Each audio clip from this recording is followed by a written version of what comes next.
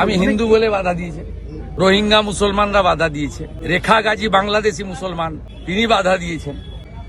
আমি কালকে গেছিলাম বিজেপির জন্য ভোট চাইতে নয়, হিন্দু হিসেবে কালী পুজো, আমাকে বাধা দেওয়া হয়েছে পশ্চিমবঙ্গে।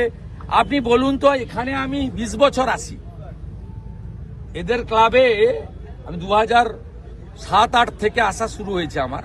আপনি বলুন, আমি 17 বার এসেছি, আমি কোনোদিন দেখিনি পুলিশ বলছে দুটো লোক রাখতে হবে যাতে মূর্তি ঠিক থাকে, মূর্তিকে চৌকি দিতে হবে। এই জিনিস ছিল, সিসিটিভি লাগাতে হয়েছে কেন? এরা ক পয়সা পায়? এখানে ইন্ডাস্ট্রি আছে নাকি সে চিনতে করতে ধার রয়ে যায় পুজো হওয়ার পরে? মানে হিন্দুরা তো সুরক্ষিত নয়, সাথে সাথে হিন্দু দেবদেবীরাও সুরক্ষিত নয়। এটা প্রশাসন পুলিশ বলছে, এটাই দুর্ভাগ্য।